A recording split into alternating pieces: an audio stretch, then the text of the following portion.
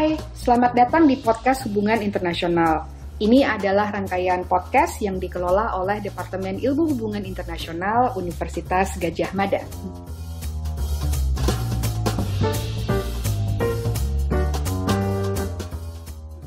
Hari ini kita mau ngobrol soal Black Lives Matter. Saya Yudia Stiramawati bersama Mbak Diah Kusumaningrum. Kami berdua staf pengajar di HIUGM, khususnya di mata kuliah Studi Konflik dan Perdamaian.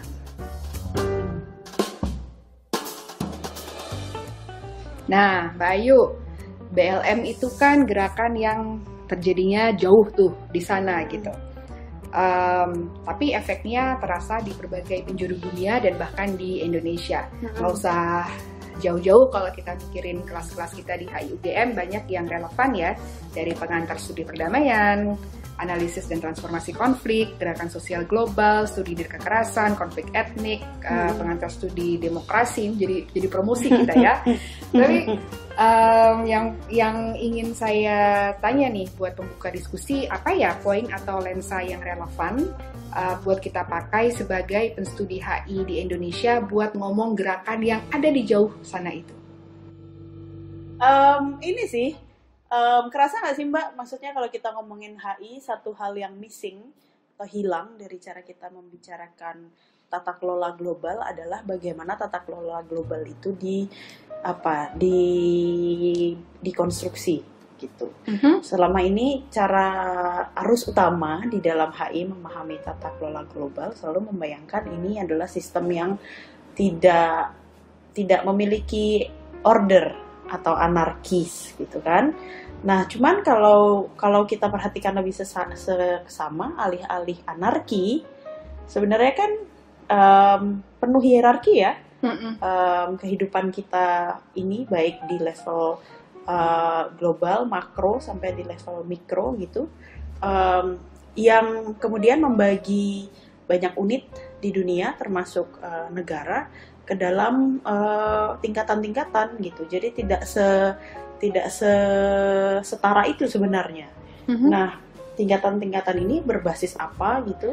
Yang pasti tentu saja berbasis kelas atau kedudukan kita di dalam sistem ekonomi politik global. Tapi di saat yang sama, posisi kita itu juga berkelindan ditentukan dengan identitas-identitas kita yang lain.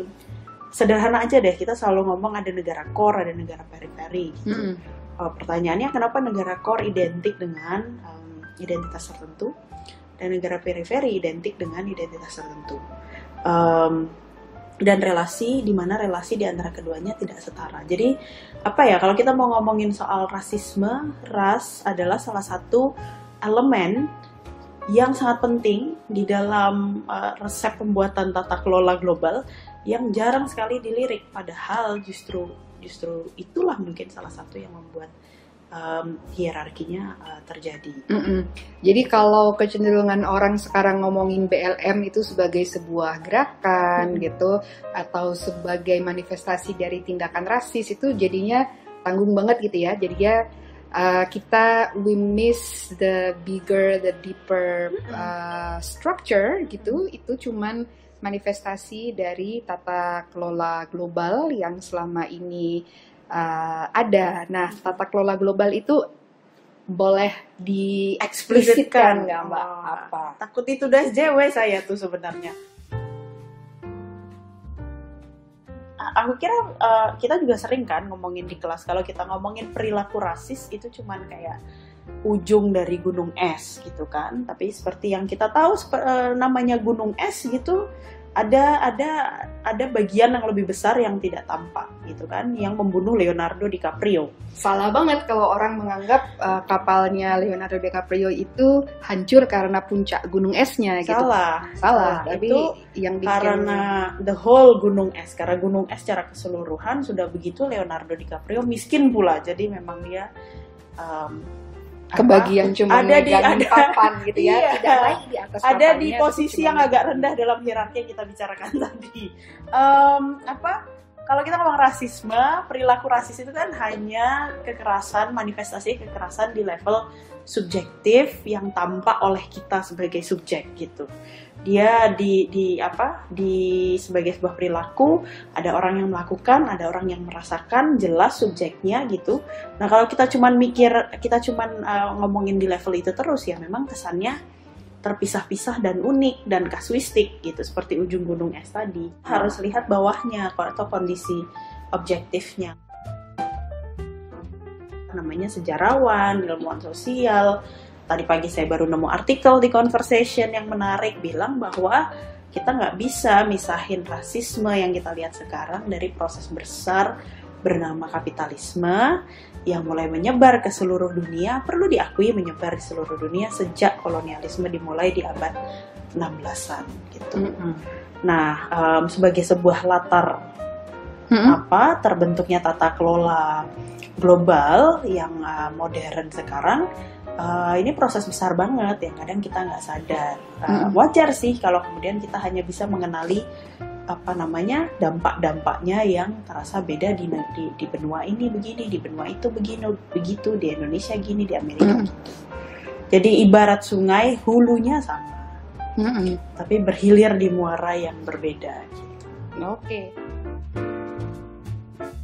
Nah, balik ke poin Mbak Ayu tadi soal kolonialisme. Kita di sini kan kayaknya cenderung sempit tuh mengartikan kolonialisme. Kita cuma lihat itu sebagai praktik penjajahan yang sekarang udah selesai lah.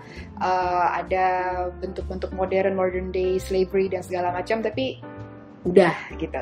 Terus kapitalisme juga cenderung dilihat sebagai sistem ekonomi yang punya ekses buruk di sana sini, tapi ya dia sistem ekonomi gitu, yang kemudian bisa diperbaiki dan segala macam. Nah, salah nggak kalau kita nih pengen ngajak orang melihat kapitalisme dan kolonialisme first and foremost sebagai sebuah sistem yang memang bekerja di atas eksploitasi dan penaklukan. Jadi ini bukan sistem ekonomi yang atau sistem politik yang, tetapi sistem eksploitasi dan sistem penaklukan yang kemudian eksesnya muncul di bidang ekonomi, di bidang politik, sosial dan sebagainya. What do you think, Mbak Ayu? Aku sepakat sih. Itu yang aku maksud tadi sebagai dua hal itu, sebagai kapitalisme dan kolonialisme sebagai proses sosial yang menjadi latar belakang bagi banyak hal, termasuk gimana kita membangun banyak tata kelola sekarang gitu. Dan kalau dipikir-pikir, jangan-jangan ketika kita abai terhadap keberadaan dua proses besar ini yang menahun mendekade dan mengabad ya ampun. Jangan it's part of the game gitu. Ya kan, ketika kapitalisme dan kolonialisme menjadi menjadi cara pandang, menjadi software yang kita pakai untuk membentuk banyak struktur. Ya, at some point kita akan merasa itu normal, sehingga ya dengan sendirinya abai. Balik lagi ke poin kita yang pertama tadi, bagaimana pengabaian itu juga hadir sebetulnya di dalam studi-studi HI yang harus utama. Nah, kalau udah ngomong soal abai dan kapitalisme dan kolonialisme itu mungkin ada yang mikir, ya Allah, ini jauh banget di awang-awang gitu. Nah, mari kita bumikan sedikit dengan beberapa contoh. Kalau kita ngelihat BLM itu bukan gerakan sosial pertama yang memprotes kekerasan atas warga kulit hitam. Jadi kayaknya hampir setiap tahun orang turun ke jalan karena ada warga African American yang menerima kebrutalan polisi gitu ya. Jadi itu terjadi lagi, orang protes, mungkin merasa sedikit ada perbaikan, tentram lagi, kemudian protes lagi dan seterusnya gitu. Nah, apa sih yang kurang dari segala macam gerakan itu sehingga ya gerakannya hanya berulang gitu, dia tidak berhasil mendobrak sesuatu? Gini, aku kira seringkali tuh aku bisa membayangkan frustrasi kita semua gitu. Kalau kita ngomongin kayak rasisme, ya kan, ngomongin yang di level mikro salah, ngomongin yang di level makro bikin hopeless, bikin putus asa. Jangan-jangan keputusasaan itu datang dari ketidakmampuan dan ketidaksabaran kita untuk tracing, untuk berusaha memahami rasisme yang kita lihat sehari-hari sekarang sebagai sesuatu yang berujung pangkal di proses-proses besar yang juga sebenarnya sudah berevolusi secara historis juga. Misalnya gini, aku habis baca buku tulisannya Howard Zinn ya, nggak salah ya. The People's History of the United States. People's History of the United States. Bukunya keren banget teman-teman. Jadi, ada versi komiknya juga. Iya, jadi buku bagus untuk memahami sejarah Amerika Serikat dari sudut pandang rakyat. Perempuan, kelompok minoritas people, ya, warga kulit hitam, gitu. imigran. Nah, aku kira kalau kita ngomongin BLM yang sekarang, kita juga harus merunut gitu sejarah warga kulit hitam di Amerika Serikat gitu. Yang kalau kita lihat, kalau menurut Zinn gitu, yang emansipasi, gerakan-gerakan emancipator yang ada di Amerika Serikat mungkin membawa, seperti yang Mbak Diki bilang tadi, membawa secercah kemerdekaan, tapi belum sampai taraf emansipasi gitu. Kenapa? Karena memang dari pertamanya dulu gitu, ketika masih zaman perbudakan dihapuskan untuk alasan yang sangat utilitarian, untuk alasan yang sangat praktikal, soal distribusi buruh. Ini soal gimana caranya membuat negara Amerika Serikat satu dan padu, tidak terbelah-belah antara yang Union dan yang Confederate dan sebagainya. Tapi yang ingin saya bilang lebih ke gini, gerakan-gerakan itu mungkin baru selesai di tahap perilaku gitu loh. Slavery-nya dihilangkan, ya kan gitu kan? Slavery-nya dilarang, perbudakannya dilarang. Tapi kita lupa bahwa perbudakan itu juga menciptakan relasi sosial, kebiasaan, norma yang spesifik. Misalnya supremasi kulit putih itu sudah ada dari zaman itu, yang kemudian muncul lagi tahun berapa? Sebelum 60-an, 50-an, 40-an gitu. Yang kemudian menjadi civil rights, mendorong munculnya civil rights movement oleh Martin Luther King. Yang bukan berarti nggak berhasil juga, Martin Luther King juga berhasil dengan gerakannya gitu. Tapi kemudian karena setelah itu orang lupa gitu, tidak berusaha di masa-masa tidak bergerak, di masa-masa tidak turun ke jalan, upaya untuk mengubah struktur itu tidak kencang, dan kultur itu nggak kencang, makanya kemudian dia muncul lagi sekarang akhir-akhir ini kita lihat dalam berbagai bentuk kebijakan yang diskriminatif. Kukira itu sih. Jadi kita harus kembali ke belakang gitu. Terasa membosankan lihat sejarah, tapi jangan-jangan itu caranya kita bisa membangun jembatan antara proses besar tadi dan hal-hal mikro yang bisa kita lihat sehari-hari.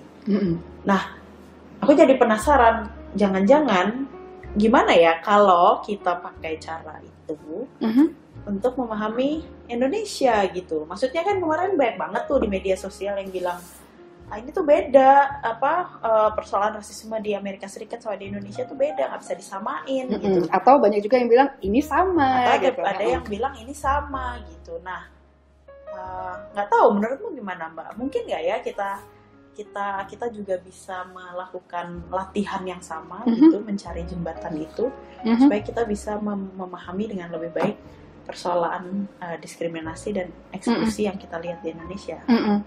What say you? What say me? Ya kenapa tidak gitu.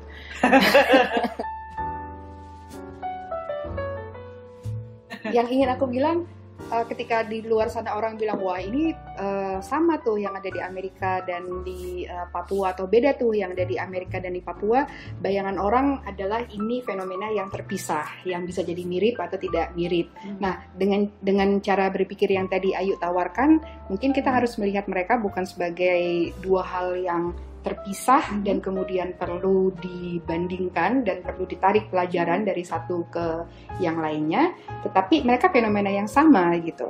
Kalau memang dunia kita yang sudah berjalan selama berabad-abad ini dikelola dengan cara yang tadi ya, dengan logika penaklukan dan logika eksploitasi, then we're actually dealing with the same creature gitu. Nah, ini bocoran buat teman-teman. Mbak Ayu sedang menulis sebuah paper dan di situ ada kata-kata octopus gitu. Mbak Ayu suka dengan octopus. Jadi dia membayangkan barangnya itu sama, octopusnya sama, tapi yang satu tentacles-nya muncul di Amerika, yang satu tentakelnya muncul di Papua, satunya muncul di mana lagi dan segala macam. Kita membandingkan ini sebagai sama atau beda ya, padahal it's exactly the same thing. Nah, karena dia the same thing, berarti cara kita mendekatinya juga barangkali harus sama gitu. Dengan kalau di kelas kita mencoba mendorong mahasiswa untuk melihat dirinya sendiri di mana saya di dalam struktur penaklukan, di mana saya di dalam struktur eksploitasi itu gitu. Yang kadang-kadang ini mohon maaf teman-teman mahasiswa seringkali kemudian merasa, Mbak, saya mengambil kelas ini kok jadi apakah tujuannya membuat saya merasa bersalah ya gitu. Memang. Itu Mbak Ayu ya. Baru tahu kamu sekarang ya.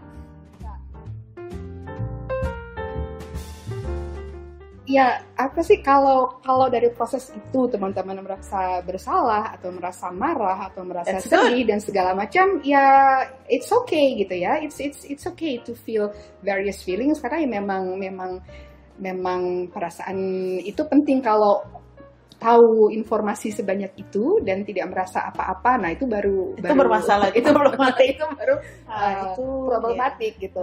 Kita tidak ingin mengatur perasaan apa yang harus muncul dari proses kita mencoba memetakan where are we in this whole tata kelola.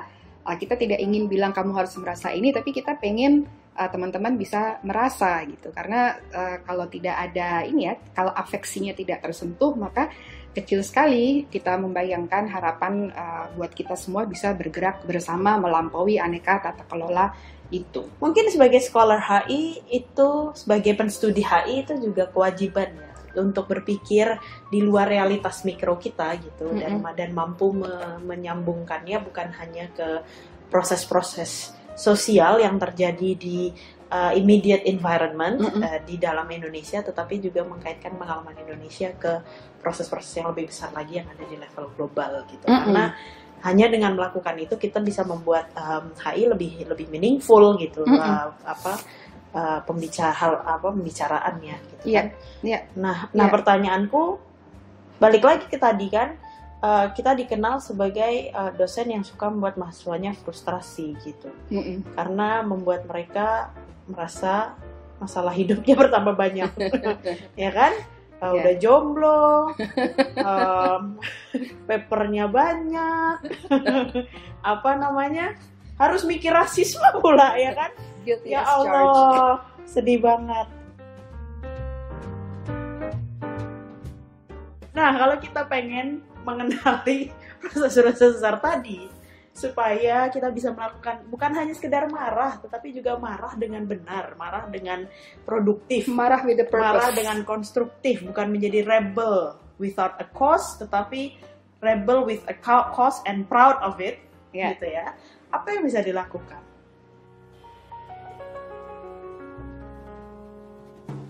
Nah, kalau ada yang bertanya gitu, aku suka bingung gitu. Ekspektasi si penanya ini dikasih resep praktis, oke, aku harus melakukan 1, 2, 3, atau dia cukup terbuka untuk being messy gitu, untuk coba-coba, barangkali salah, barangkali keliru, barangkali harus ganti strategi, barangkali nggak langsung kelihatan efektif, barangkali sampai dia mati nanti nggak akan kelihatan hasilnya dan sebagainya gitu. Jadi itu pertanyaan yang tricky karena aku nggak tahu apa ekspektasi jawaban orang gitu. Sedikit ilustrasi, Colin Kaepernick waktu dia berlutut waktu ada lagu kebangsaan Amerika Serikat, waktu dia melakukan Nya tidak semua orang langsung setuju, langsung paham kenapa dia harus melakukan itu. Nah, fast forward 1 tahun lebih, ternyata itu sekarang menjadi repertoar yang dengan mudah dipakai oleh polisi. Jadi begitu ada protes setelah pembunuhan George Floyd, polisi-polisi dengan luwes gitu langsung pada berlutut karena mereka tahu itu cara mereka untuk menunjukkan solidaritas gitu ya. 5 tahun yang lalu capek banget kalau mau ngomong BLM karena you have to defend that slogan. Orang nanya, kok kamu nulisnya BLM sih? Emang Black Lives lebih penting ya daripada White Lives, daripada Brown Lives, etc. Capek banget gitu untuk bisa melakukannya. Tapi hal-hal yang capek, yang kayaknya ngeselin, kayaknya nggak efektif dan segala macam, itu 5 tahun setelahnya itu menyediakan repertoar bagi orang-orang yang kemudian nanti bergabung dengan gerakan ini. Nah, kadang-kadang kalau ada yang bertanya apa yang bisa saya lakukan di kasus ini, aku sulit menjawab karena I don't know what that person expects gitu. Aku pengen bisa menjawab, yang harus dilakukan adalah kamu, saya, kita semua harus berani get messy, harus berani nyemplung, harus berani salah, berproses, memperbaiki, dan seterusnya.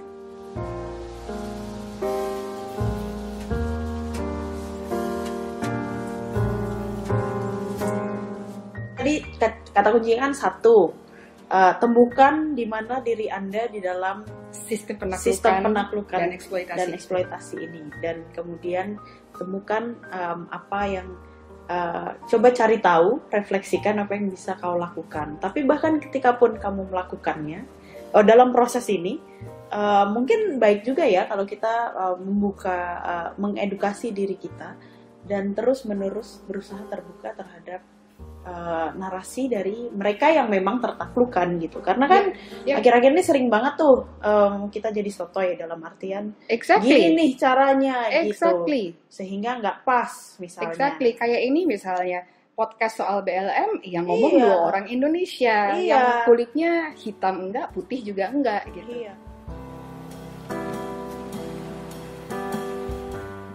Kita bisa cerita soal BLM, but we don't have the authority untuk kita tidak punya otoritas untuk bilang begini caranya menyelesaikan masalah rasisme di Amerika Serikat, begini caranya menyelesaikan rasisme di Indonesia misalnya terkait dengan kasus Papua gitu kan, karena kita juga tidak bisa menuntut mereka untuk memberitahu kita apa yang harus kita lakukan karena beban mengedukasi diri kita ya ada di diri kita gitu. Iya betul.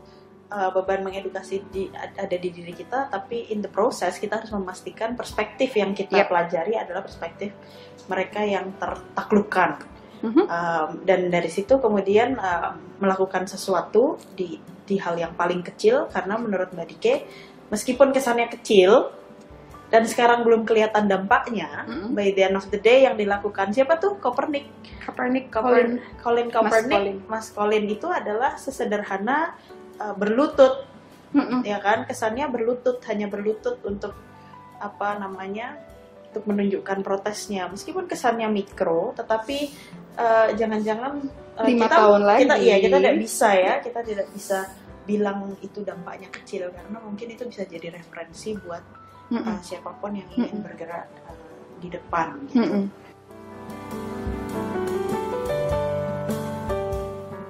Ya, dan jangan-jangan juga bisa dilakukan dalam konteks apa yang kita lakukan sehari-hari. Maksudnya kalau teman-teman adalah seorang content producer, gimana sih caranya biar kanal-kanal media sosialnya menyediakan lebih banyak ruang atau mengamplifikasi suara-suara mereka yang memperbesar, memperkeras suara-suara mereka yang tereksklusi dan terdiskriminasi. Kalau teman-teman dosen, ya gimana caranya menjadi dosen yang agak SJW dikit gitu kan?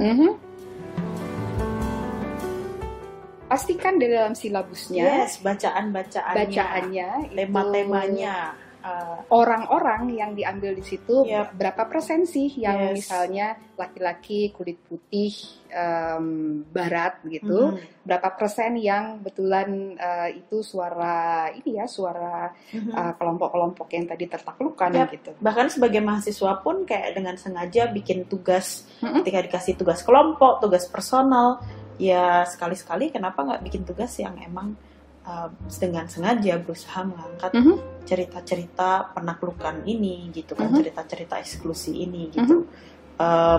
Dampaknya nggak banyak, tapi ketika dia dipresentasikan atau dibaca sama dosennya, well, one person converted is much better than nothing kan. Yep.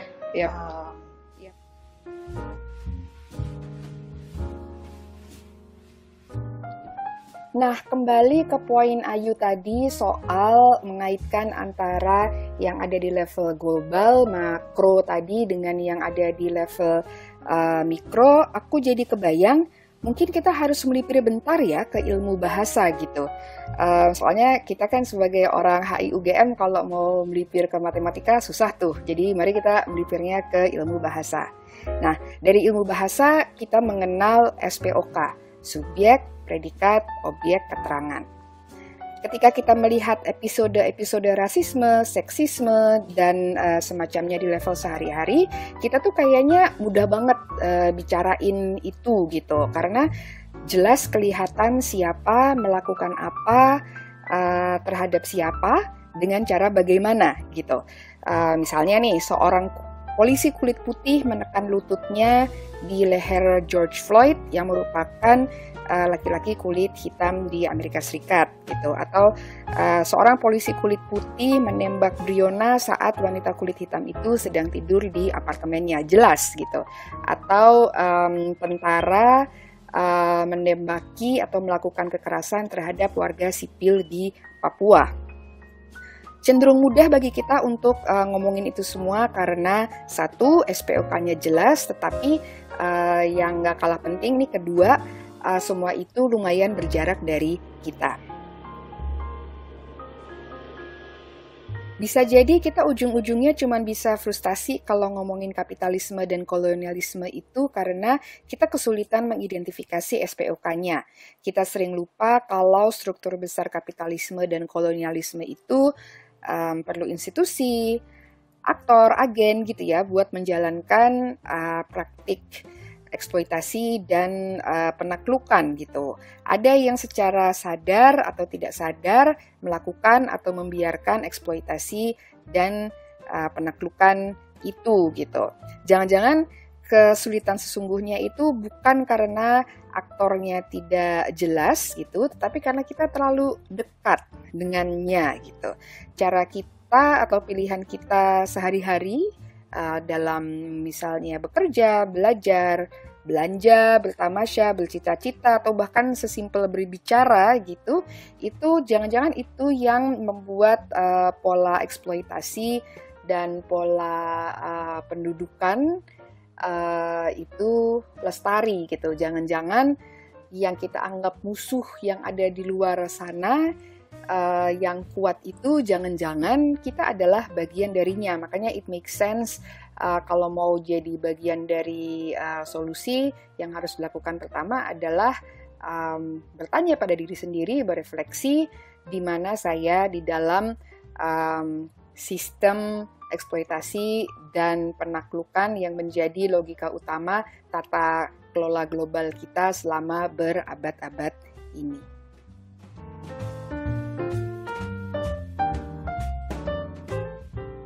Poin-poin kita hari ini adalah don't stuck with the micros, kan? Kita melihat banyak hal terjadi di level sehari-hari, itu ada penyebabnya di level yang lebih besar. Tapi mengetahui yang lebih besar bukan berarti kita juga pasrah, kita juga tidak berupaya apa-apa untuk menghadapi dampak-dampak yang levelnya tadi sehari-hari. How? Bagaimana caranya? Ya temukan dirimu di sistem yang besar tadi dan gunakan apa privilege-mu, gunakan sumber daya yang kamu bisa, gunakan peluang yang kamu punya, peran-peran yang kamu lakukan setiap hari untuk terus berusaha mendobrak itu, ya kan? Karena jangan-jangan kita tidak bisa meruntuhkan kapitalisme dan kolonialisme hanya dengan berteriak tolak kapitalisme, gitu.